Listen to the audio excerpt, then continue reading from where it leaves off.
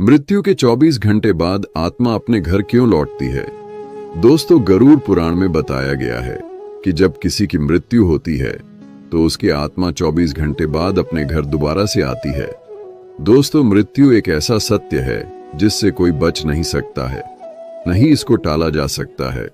जब किसी की मृत्यु होती है तो उसकी आत्मा भौतिक शरीर से निकलकर सूक्ष्म रूप में उस स्थान पे घूमती रहती है जहां उसने अपने जीवन में अंतिम समय बिताया है, जहां उसके आत्मा शरीर को त्यागा है, क्योंकि वह अपने सांसारिक मोहमाया में उलझा रहता है। दोस्तों, उसे यह आभास नहीं होता है कि वह इस संसार से भौतिक शरीर को त्याग दिया है। आत्मा को अपने प्रियजनों का मोह सताने लगता है। उसका परिजन उसके मन अपने ओर आकर्षित करता रहता है। मित्रों, आत्मा फिर से अपने शरीर में प्रवेश करने की कोशिश करता है। उसे यह आभास नहीं होता है कि वह इस संसार को त्याग दिया है। उसे इस संसार को त्यागना बहुत कष्टदायक होता है। दोस्तों, फिर यमदूत या देवदूत उसके कर्मों के हिसाब से उसकी आत्मा लेने आता है। आत्मा को 24 घंटे के अंदर यमराज के सामने प्रस्तुत दिया जाता है, जहां उसके कर्मों का लेखा जोखा चित्रगुप्त करते रहता है। उसके कर्मों के लेखा जोखा करने के बाद आत्मा को फिर से यमदूत 24 घंटे के बाद धरती पर छोड़ दिया जाता है, जहां उसके परिवारजन उसे बुलाता रहता है। यह यात्रा आत्मा के कर्मों के अनुसार बहुत कष्टदायक या प्रेरणादायक होता है। दोस्तों, गरुड़ पुराण जो हिंदू धर्म के 18 महापुराणों में से एक है, इस पुराण में मनुष्य जन्म मरण से लेकर आत्मा से जुड़ी सारी बातों का विस्तृत रूप जानकारी दिया गया है। तो आइए शुरुआत करते हैं गरुड़ पुराण की उस ज्ञानवर्धक प्रस्तुति को कि मनुष्य के मरने के बाद उसके आत्मा 24 घंटे बाद अपने घर क्यों लौटता है। नमस्कार मित्रों, स्वागत है हमारे इस चैनल गीता गुरु ज्ञान पर। दोस्तों, गरुड़ पुराण की इस ज्ञानवर्धक प्रस्तुति में आप खो जाएं, उससे पहले हम आपको बता दें कि इस वीडियो को आधा अधूरा देखने की गलती बिल्कुल भी नहीं करें, क्योंकि यह गरुड़ पुराण की रहस्यमय प्रस्तुति है। इसे सुनने के बाद आपके जीवन से जुड़ी मृत्यु का डर, समस्त लोभ क्रोध मोह खत्म होगा।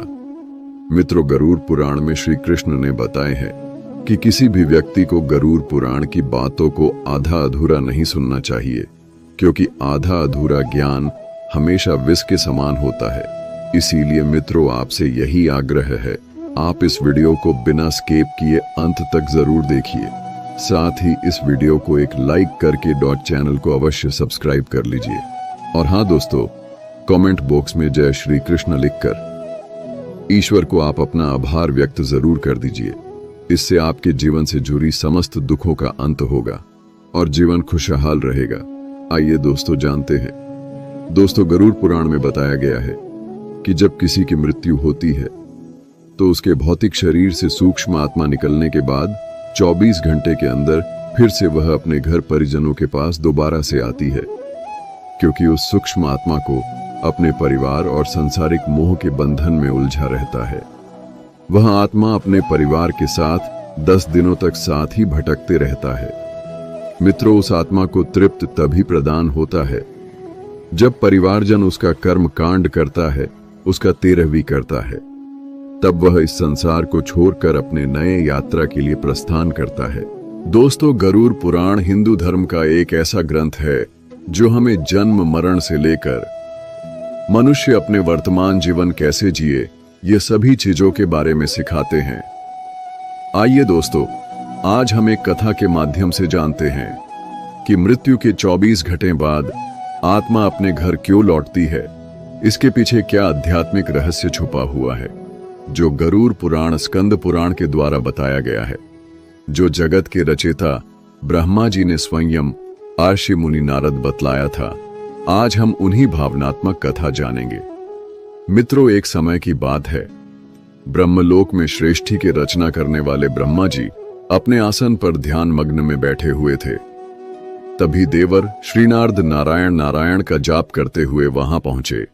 उन्होंने आदर पूर्वक प्रणाम करके बोले, है सृष्टि के रचना करने वाले ब्रह्मदेव, मेरे मन में एक प्रश्न है जो मेरे मन को बहुत ही व्याकुल कर रहा है।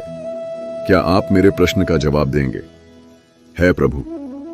हर जीव मनुष्य का जीवन से मृत्यु, आत्मा रचना करना या आत्मा का पूर्ण जन्म करना सब आपके ही हाथों में है प्रभु। मैं यह जानना चाहता हूं कि जब किसी की मृत्यु होती है तो मृत्यु 24 घंटे बाद आत्मा अपने परिवारजन के पास क्यों लौटती है? क्या उसे अपने प्रियजनों का याद सताने लगती है या यह कोई प्राकृतिक का नियम है? फिर ब्रह्मदेव ने नारद के बातों को सुनकर मुस्कुराए और बोले, है देवर श्री नारद, आपका यह प्रश्न बहुत ही गूढ़ और महत्वपूर्ण है, जो हर उस मानव जाति लिए उसके जन्म, मृत्यु और पुनर्जन्म पर आधारित है। फिर ब्रह्मदेव बोले, है नारद, मैं तुम्हें एक कथा सुनाता हूं जो न तुम्हारे इस प्रश्न उत्तर देगी बल्कि हर मनुष्य के लिए एक चेतावनी और प्रेरणा भी होगी, जो मनुष्य अपने मृत्यु की सत्यता को समझ नहीं पाता है। तुम इस कथा को पूरे ध्यान पूर्वक आखिरी तक सुनो। ब्रह्मदेव बोले, है नारद, यह गरुड़ पुराण की भावनात्मक कथा है। जो यह कथा को आधा अधूरा सुनने की गलती करता है, यह उसकी अज्ञानता है, क्योंकि आधा अधूरा ज्ञान हमेशा विष के समान होता है।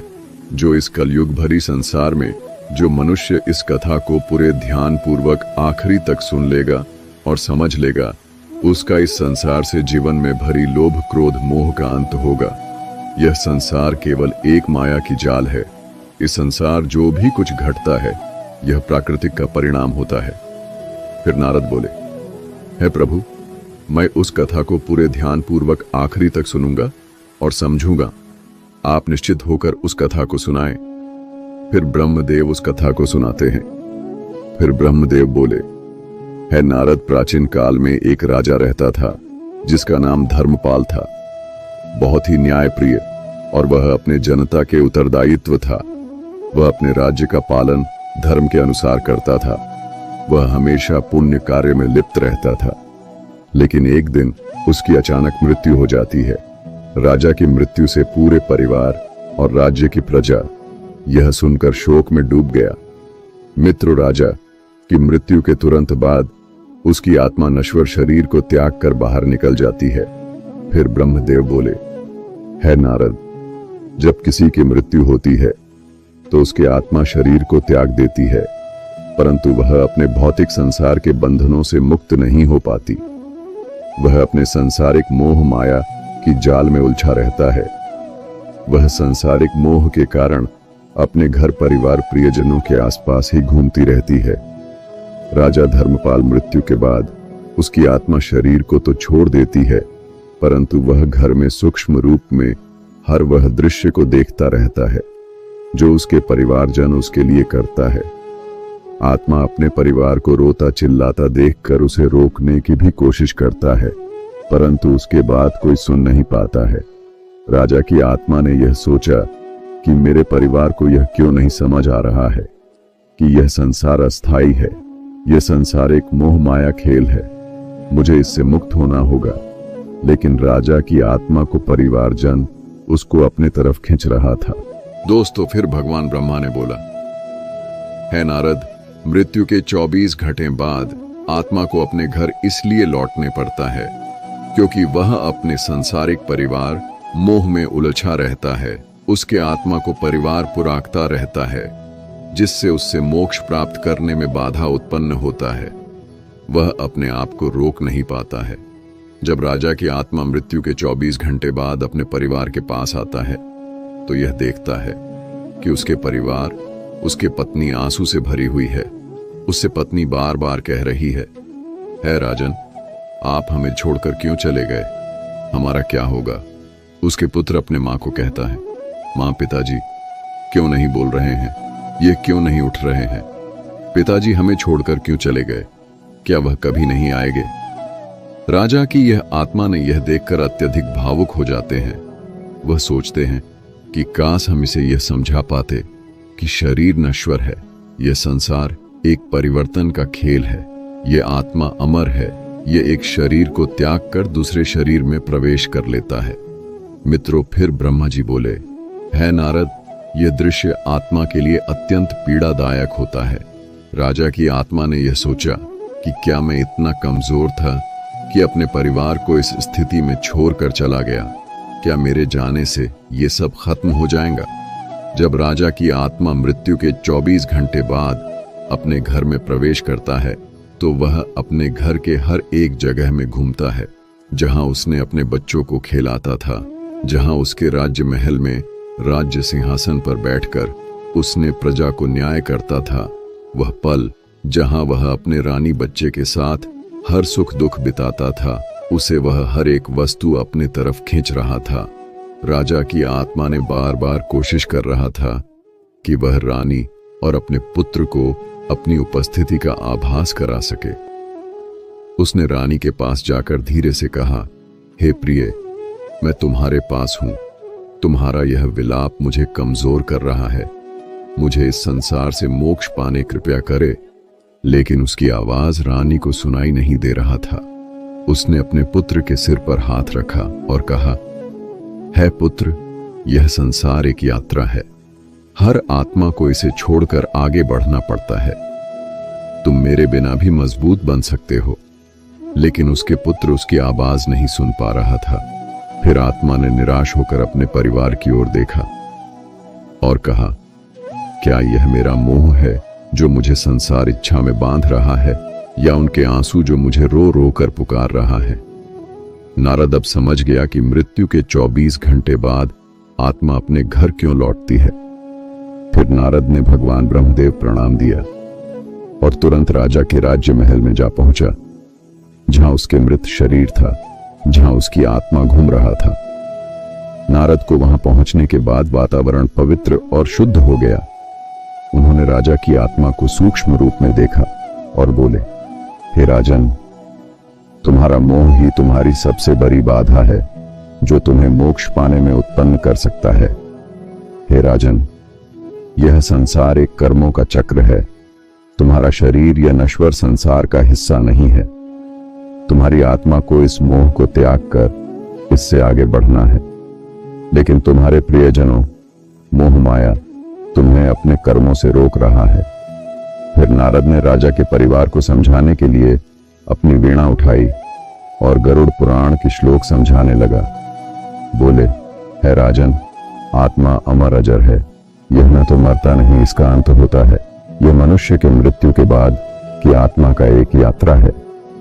जिसने इस संसार में जन्म लिया है उसे एक न एक दिन संसार को छोड़कर सभी को जाना है। मृत्यु केवल एक नाटक है। यह आत्मा का मोक्ष पाने की प्रक्रिया है। रानी और राजा के पुत्र ने नारद की बातों को सुनकर कर शांत हुआ। फिर नारद रानी समझाया, हे राजन, तुम्हारा शोक राजा की आत्मा को बाधित कर रहा है। यदि तुम सच में उनसे प्रेम करते हो तो उनके मोक्ष के लिए तुम भगवान की प्रार्थना करो। तुम्हारा यह मोह आत्मा को अपने तरफ खींच रहा है, जहां उसे मोक्ष पाने से संकट का सामना करना पड़ सकता है। राजा धर्मपाल की आत्मा ने नारद मुनि बातों को सुनकर कहा, हे राशि, मुझे अब समझ में आ गया है कि यह संसार एक परिवर्तन का खेल है। मृत्यु केवल एक सांसारिक नाटक है। मेरा आत्मा का उद्देश्य है कि इस मोह से मुक्त होकर ईश्वर की ओर बढ़ना है, ताकि मुझे मोक्ष पाने में बाधा उत्पन्न नहीं हो। लेकिन है अर्षि, मेरे प्रियजनों की आंसू मुझे रोक मोक्ष पाने में रहा है। क्या अब मैं कभी परिवार को देख पाऊंगा? मित्रों, फिर नारद मुनि ने मुस्कुराते हुए कहा, हे राजन, तुमने अपने जीवन में जो प्रेम और आदर कमाया है वह हमेशा इस संसार में तुम्हारे परिवार के साथ रहेगा। तुम उन्हें सूक्ष्म रूप से देख सकते हो, लेकिन अब तुम्हें अपनी यात्रा शुरू करनी होगी। राजा की आत्मा ने अपने परिवार को अंतिम बार देखा। उसने रानी और पुत्र के सिर पर हाथ रखने की कोशिश की, पर वह नहीं हुआ। आत्मा ने कहा, हे प्रिय, तुम्हारे आंसू मुझे रोक रहे थे, लेकिन तुम्हारे मन की शांति मुझे इससे मुक्त कर दिया। मेरा प्रेम हमेशा तुम्हारे साथ रहेगा। अब तुम मुझे विदाई करो। रानी ने रोते हुए कहा, हे स्वामी, मैं अब समझ चुकी हूं कि यह संसार केवल एक अस्थाई पड़ाव है। यह एक परिवर्तन का चक्र है। मैं आपको रोकूंगी नहीं। मैं आपके आत्मा के शांति के लिए ईश्वर से प्रार्थना करूंगी। फिर नारद बोले, हे आत्मा, अब तुम संसारिक और भौतिक मोह को त्याग कर तुम अपने मोक्ष की यात्रा के लिए प्रस्थान करो। यह शरीर संसार नश्वर अंग है। तुम अब अपने परिवार का मोह को त्याग करो। अब आत्मा नारद की बातों को सुनकर कहा, है यर्षि, मुझे आपके बातों का ज्ञान प्राप्त हुआ। अब हम यह संसारिक बंधनों से मुक्त होकर अपने कर्मों का फल भोगने और मोक्ष प्राप्त करने के लिए आगे बढ़ूंगा। आप मुझे आशीर्वाद दो। मित्रों, अब नारद ने राजा के परिवार को समझाया कि, है राजन, आत्मा के मोक्ष पाने लिए तुम्हें उसका कर्म कांड करना होगा, उसका 13वीं करना होगा, ताकि उससे मोक्ष प्राप्त हो सके, उसे इस संसार से मोक्ष की प्राप्ति हो सके। फिर नारद बोले, हे राजन, उसकी शांति के लिए तुम्हें गरुड़ पुराण की पाठ करवाना होगा, पूजा अनुष्ठान करवाना होगा। पिंडदान और श्राद्ध से आत्मा को तृप्ति प्रदान होती है। यह कर्म आत्मा के मोक्ष पाने का रास्ता बनता है, जिससे उसकी आत्मा भटकती नहीं है। मित्रों, राजा की परिवार ने नारद की बातों को दृढ़ संकल्प किया और राजा की आत्मा के मोक्ष प्रदान करने के लिए उसका श्राद्ध, पिंडदान और 13वीं किया। गरुड़ पुराण की पाठ किया, पूजा अनुष्ठान हवन किया। उसके बाद आत्मा घर को छोड़कर यमलोक की यात्रा की ओर प्रस्थान किया। वह हमेशा के लिए परिवार से अलविदा हो गया। दोस्तों, यह कथा हमें यह प्रेरणा देती है कि मृत्यु केवल एक जीवन की यात्रा है। हमारा आत्मा अमर अजर होता है, वह कभी भी नहीं मरता है। मनुष्य की मृत्यु के 24 घंटे बाद आत्मा अपने घर इसलिए लौटती है क्योंकि उसके परिवारजन उसे बुलाता रहता है। परिवार को रोना चिल्लाना उसे बहुत व्याकुल करता रहता है। उसे यह समझना इतना आसान नहीं होता है कि वह इस नश्वर संसार त्याग दिया है। यह समय आत्मा के लिए बहुत ही कष्टदायक होता है। दोस्तों, यह संसार केवल एक परिवर्तन का चक्र है। मित्रों, गरुड़ पुराण हमें सिखाता है, यह जीवन हमारे कर्मों का फल है। यह ग्रंथ हमें यह समझने की प्रेरणा देता है, हर जीव प्राणी का जीवन नश्वर है। जो मनुष्य जीव प्राणी जन्म लिया है, उसे इस संसार से मुक्त होकर ईश्वर में लीन होना है। मित्रों, गरुड़ पुराण हिंदू धर्म के महान ग्रंथ में से एक है। यही हमारे जीवन को सही दिशा में चलने का ज्ञान देता है, जो हमें यह सिखाता है, मनुष्य का जन्म मृत्यु केवल सांसारिक बंधन का मोह है। यह ग्रंथ न केवल जीवन और मृत्यु के रहस्यों के बारे में बतलाता है, बल्कि यह भी समझाता है कि मनुष्य अपने जीवन को किस प्रकार सही दिशा में ले जाके जीवन को बेहतरीन बना सकता है। मित्रों, गरुड़ पुराण हिंदू धर्म का वह ग्रंथ है जो मनुष्य के जन्म मरण से लेकर वर्तमान जीवन कैसे जिए, इन सभी चीजों के बारे विस्तार बतलाता है। दोस्तों, जीवन एक दुर्लभ अवसर है जिसे हम सही दिशा में ले जाकर आत्मा को मोक्ष की ओर अग्रसर कर सकते हैं। मनुष्य की मृत्यु के 24 घंटे बाद आत्मा अपने परिवारजन के इसीलिए आती है क्योंकि वह अपने परिवार के साथ कुछ दिन सूक्ष्म होकर रह सके। जब आत्मा का 13वीं संस्कार होता है तो वह इस संसार को मुक्त होकर वह अपनी अंतिम यात्रा पर प्रस्थान करता है। धन्यवाद दोस्तों। गरुड़ पुराण के द्वारा सभी बतलाए गए बातों को अवश्य ध्यान में रखें और सत्य की राह पे चले। यह संसार एक मोह माया की छाल है, इससे जीवन में होने वाले मुक्ति में बाधा उत्पन्न होता है। आप अपने जीवन को सत्य धर्म की ओर अग्रसर करें, जिससे आने वाले जीवन अत्यंत सुखद और प्रेरणादायक हो। और हाँ दोस्तों, वीडियो अच्छा लगा तो इस वीडियो को लाइक करके कमेंट में जय श्री कृष्ण जरूर लिख दीजिए और हमारे इस चैनल गीता गुरु ज्ञान को अवश्य सब्सक्राइब कर लीजिए ताकि हर एक नया वीडियो आप तक तुरंत पहुंचे। धन्यवाद। हर हर महादेव। ओम नमः शिवाय। राधे राधे।